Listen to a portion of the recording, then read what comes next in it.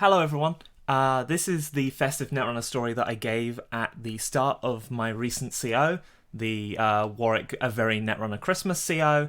The story was so popular that people asked me to record it, so that's what I'm doing right now. It's written by me and Ace Empress, who's sitting here. Hi. And she'll be heckling, and I will be reading out this lovely story. So I hope you enjoy a Festive Netrunner story that will also explain how the tournament works, I hope. The first part is the night before Netrunnermas. 'Twas the night before Netrunnermas, when all through the house not a creature was stirring, not even a mouseless. The agendas were tucked into archives with care, in hopes that Jackson would soon be there.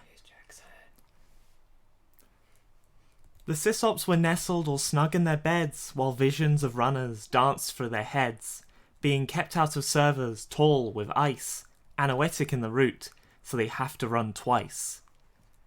Patiently waiting for Jackson to appear, to see what he's giving to the good corps this year. Maybe toys to find runners through public trails, or perhaps the tools for more illicit sales. Suddenly from HQ there was such a shout, as from R&D Jackson himself popped out, doling out gifts to the sysops that were sleeping, and hiding the agendas archives was keeping. But the runner burst in with laundry unclean, and a smile on their face that was ever so mean. As that runner approached, Jackson vanished from sight, with a happy Netrunnermas to all, and to all a good night. Sorry, I just have one question before we get onto the tournament proper. Mm-hmm.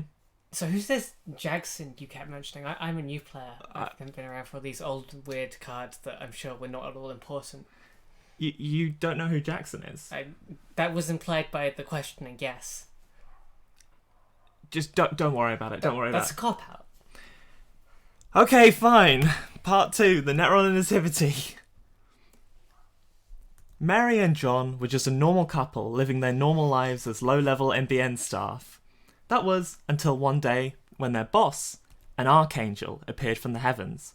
Do not be afeared, but you are going to have a baby that saves all of the corpse. But in order to do so, you'll need to travel to Cyber Bethlehem? Predictably, the couple were confused, but not wanting to lose their jobs set off immediately. They walked for 40 days and 40 nights towards the North Star lit night, because they didn't want to pay for an advanced concept hopper. They would have got a game loss for slow play if it had been invented yet. Near the end of their journey, a helpful informant told them of some inns around the city that could house them. They tried each and every one, but it turns out there was a false lead, as none of them had any space.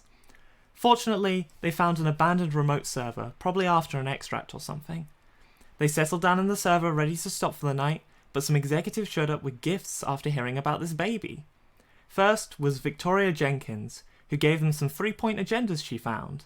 Second was Director Haas, who gave them some used economy cards.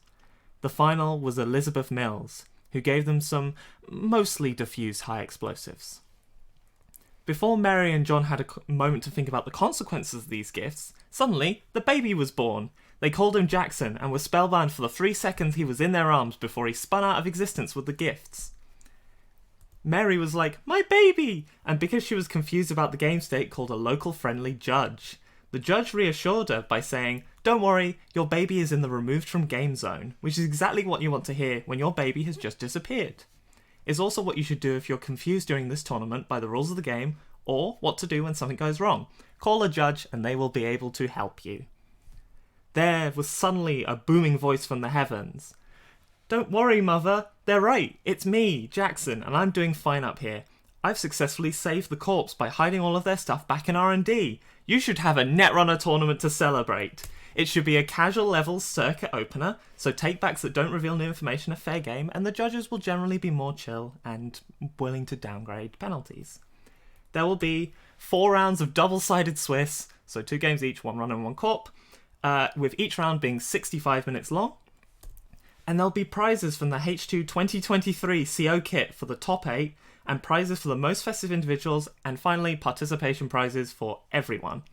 Yeah, and everything was good, the end. So, 2 comments. Mm-hmm. First question.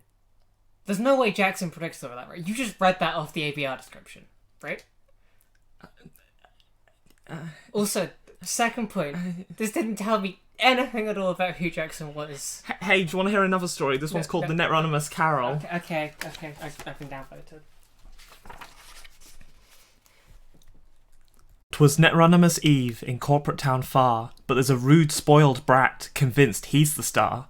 I'm Scrooge McNoise, the best around. I'll install this imp and burn you to the ground.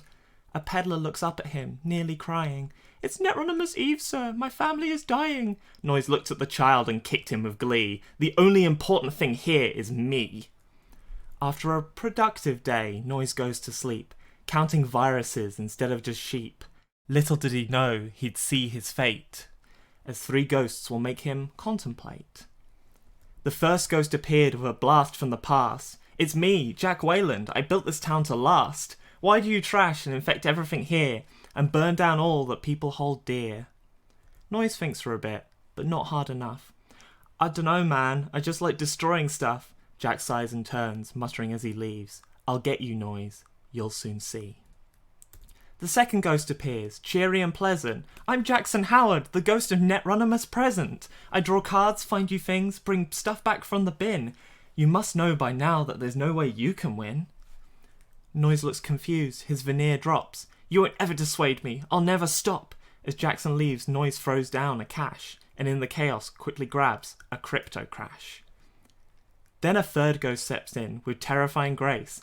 I'm Elizabeth Mills, and I'll shoot that smile off your face. You're a little shit, and if you don't stop, I'll oppo your ass and then make your head pop. Noise suddenly wakes, scared, makes a plan.